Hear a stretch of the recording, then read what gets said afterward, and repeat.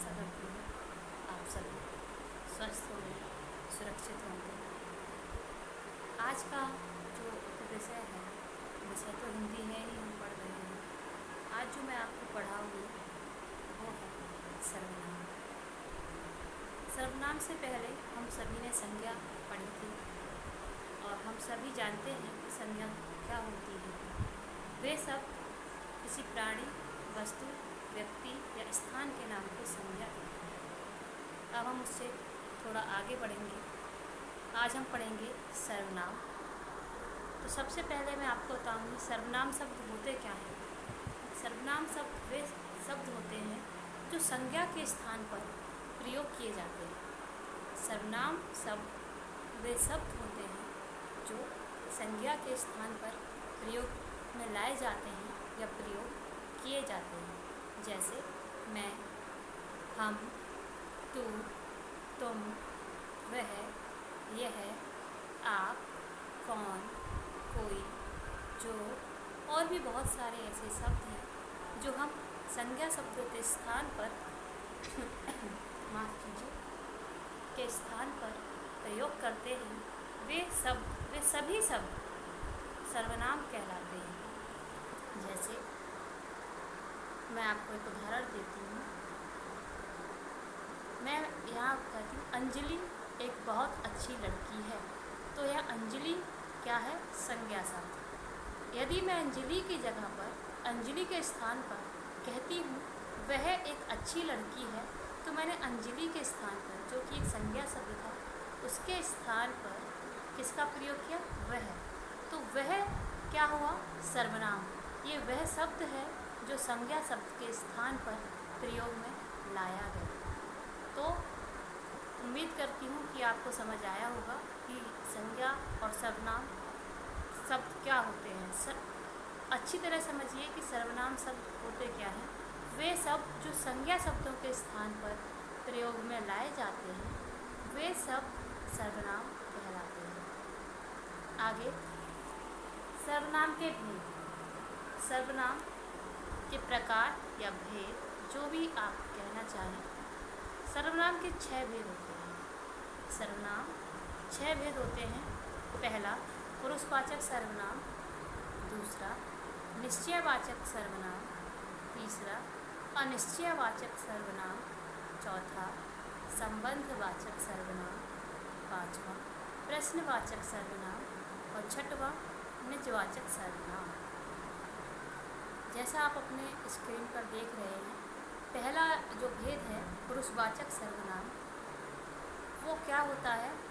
आइए इसके बारे में जानते हैं। जिन सर्वनाम शब्दों से, जैसे मैंने बताया सर्वनाम शब्द कौन से होते हैं, वे सभी शब्द जो संज्ञा के स्थान पर प्रयोग में लाए जाते हैं, वे सब सर्वनाम शब्द कहलाते हैं।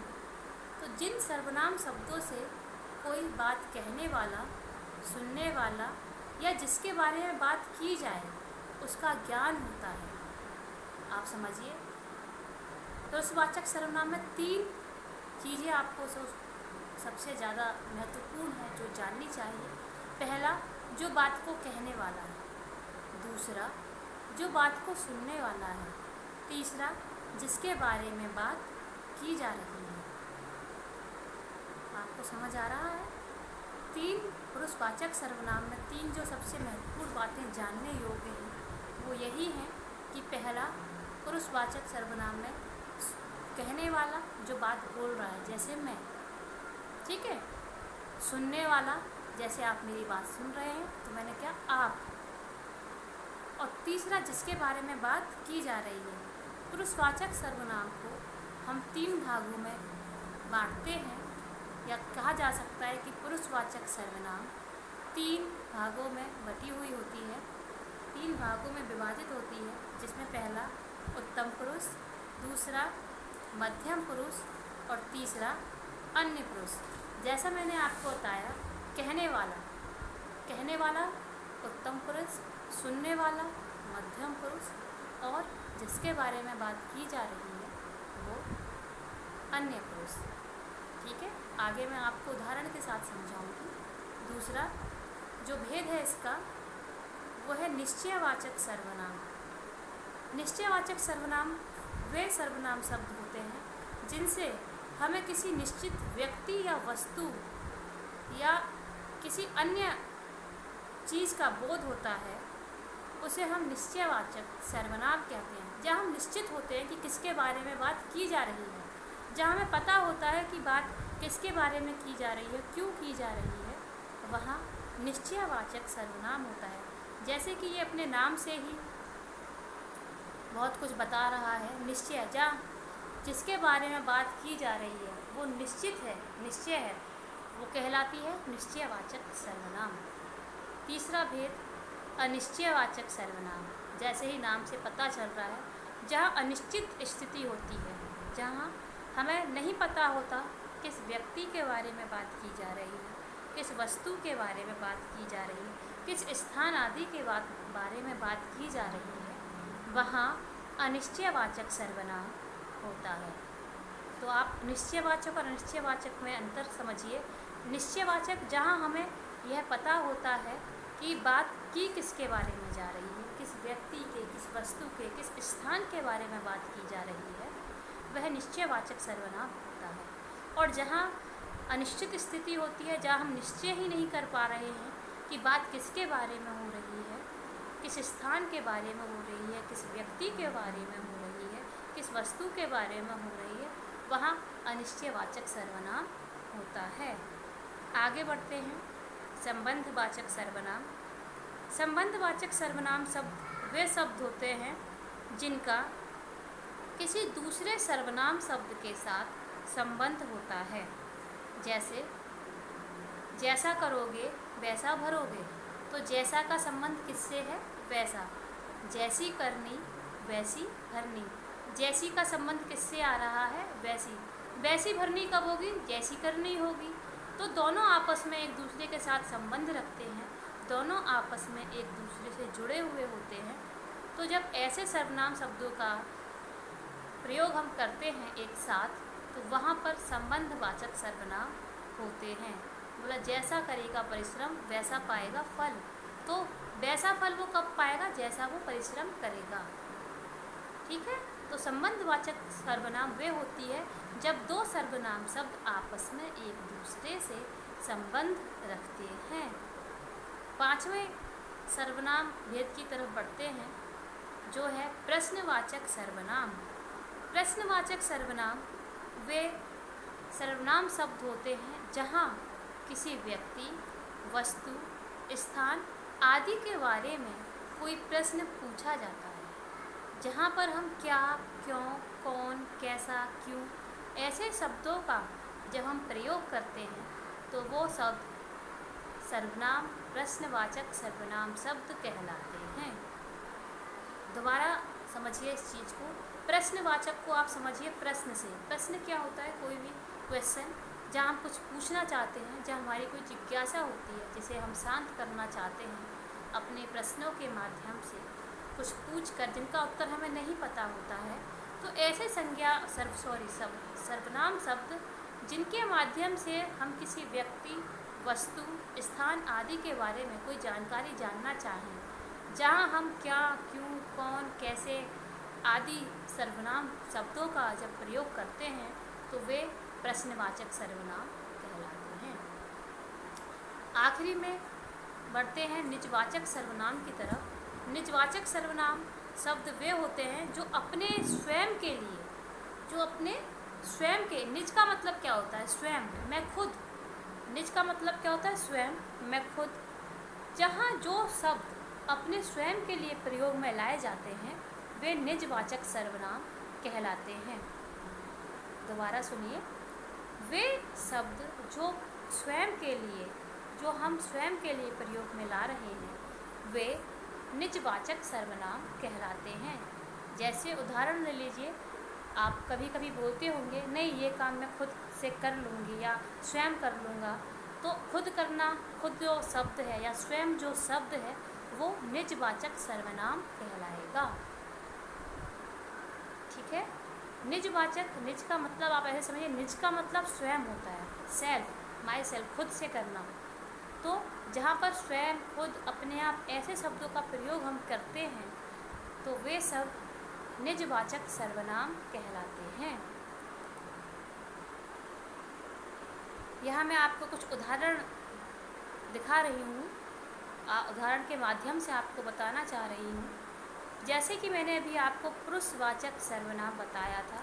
पुरुषवाचक सर्वनाम में मैंने आपको बताया था कि पुरुषवाचक सर्वनाम को 3 भागों में विभक्त किया जाता है: उत्तम पुरुषवाचक, मध्यम पुरुषवाचक और अन्य पुरुषवाचक। उत्तम पुरुषवाचक जैसे मैंने आपको बताया, उत्तम पुरुषवाचक कहने वाला या बोलने वाला। मध्यम पुरुषवाचक जो उस बात को सुन रहा है, सुनने वाला, ठीक है, जो उस बात को सुन रहा है, सुनने वाला। अन्य पुरुषवाचक जिसके विषय में बात की जा रही है। उत्तम पुरुषवाचक जैसे मैंने आपसे कहा, जैसे मैं, कहने वाला, मैं यहाँ पर कह रही हूँ, तो मैं कौन हूँ यहाँ? उत्तम पुरुषवाचक। मध्यम पुरुषवाचक सुनने वाला, जैसे कि आप या तुम, जो भी है। अभी आप बहुत सारे लोग मुझसे जुड़े हुए हैं तो इसलिए आप सभी क्या हैं? मध्यम पुरुषवाचक। अन्य पुरुषवाचक जहाँ मैं किसी के बारे में बात करूँ, जैसे मैं बात करती हूँ, जैसे आपको कुछ पढ़ाऊँ मैं, और जैसे मान लीजिए रामायण में आपको पढ़ा रही हूँ और मैं भगवान राम के बारे में आपको बता रही हूँ और मैं कहूँ कि वह ऐसे थे, भगवान राम ऐसे करते थे, वह धनुष बहुत अच्छा चलाते थे, वह बहुत अच्छे स्वभाव के थे, वह बहुत मधुर बोलते थे। तो जो वह शब्द मैं भगवान राम के लिए यूज कर रही हूँ, जो प्रयोग में ला रही हूँ, प्रयोग कर रही हूँ, वे क्या कहलाएंगे? अन्य पुरुषवाचक, जिसके विषय में हम बात कर रहे हैं। अब मैंने राम को वह से रिप्लेस किया, राम के स्थान पर मैंने वह शब्द प्रयोग किया, जबकि यहाँ पर ना तो वो कहने वाले हैं ना वो सुनने वालों में हैं, अन्य पुरुषवाचक हैं, इसलिए वो कहाँ जाएंगे? अन्य पुरुषवाचक में। उनके विषय में हम सिर्फ बात ही कर रहे हैं। निश्चयवाचक जैसे मैंने आपको बताया था, निश्चयवाचक सर्वनाम वे सर्वनाम शब्द होते हैं जिनके बारे में हमें पता हो। जैसे यह एक किताब है, तो हमें ये पता है कि यह क्या है? एक किताब है। ये लड़की बहुत अच्छी है या ये लड़का बहुत शरारती है। तो किसके बारे में बात हो रही है? अच्छी कौन है? यह लड़की या ये लड़की, ठीक है। वह अपने गांव गया, तो कौन अपने गांव गया? हमें पता है, वह अपने गांव गया। कोई लड़का है, गया पता लग रहा है, वह अपने गांव गया। अनिश्चयवाचक सर्वनाम जैसे मैंने बताया, जहाँ हमें स्थिति का पता ही नहीं होता है, जहाँ हमें निश्चित चीज़ों का पता ही नहीं होता है, वहाँ अनिश्चयवाचक सर्वनाम होता है। जैसे हो सकता है आज कोई आएगा, तो कोई कौन आएगा हम नहीं बता सकते, इसके बारे में होता है ना कभी कभी, जब हमें जो बहुत पुरानी एक कहावत या कह लीजिए जो चली आ रही है प्रचलित, कि अगर छत पे कौवा बोलता है तो कहा जाता है अरे आज छत पे कौवा बोल रहा है तो आज ज़रूर कोई ना कोई आएगा। लेकिन अनिश्चित स्थिति है ये, कौन आएगा इसका हमें कोई जानकारी नहीं होती। अब जैसे आपके पिताजी बाज़ार गए हैं, वो आपसे कहकर जाते हैं कि आज मैं तुम्हारे लिए कुछ ज़रूर लेकर आऊँगा, तो आप पूरे दिन उसमें रहेंगे, आज पापा ज़रूर कुछ लाएंगे, कुछ लाएंगे। लेकिन अनिश्चित स्थिति है, अनिश्चित चीज़ है ये, अनिश्चित सर्वनाम है कि आप क्या लाएंगे, क्या आप बता सकते हैं? नहीं। लेकिन उसके लिए आप क्या प्रयोग कर रहे हैं? कुछ। तो जो शब्द आप प्रयोग कर रहे हैं वो है अनिश्चयवाचक सर्वनाम। प्रश्नवाचक सर्वनाम जैसे मैंने बताया, जहाँ हम अपनी जिज्ञासाओं को शांत करने के लिए कुछ क्वेश्चंस, जो प्रश्न जो पूछते हैं, उन शब्दों को हम सर्वनाम, प्रश्नवाचक सर्वनाम कहते हैं। जैसे आपका क्या नाम है, तो क्या नाम है आपका, क्या क्या हुआ? सर्वनाम। कौन आया था? यह उपहार किसे देना है? तो जो ये शब्द हैं वो क्या होंगे? प्रश्नवाचक सर्वनाम। संबंधवाचक जैसे मैंने बताया, जैसा बोओगे वैसा काटोगे, जैसी करनी वैसी भरनी, जितनी मेहनत करोगे उतना ही फल पाओगे। तो ये चीज़ें मैंने आपको बताई।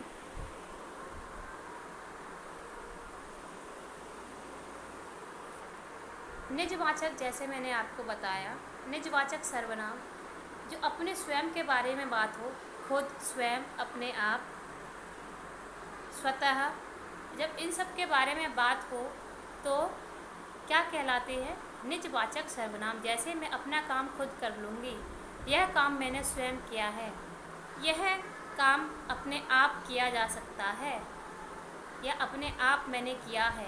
तो ऐसे जो शब्द हैं वो सर्वनाम, निजवाचक सर्वनाम कहलाते हैं।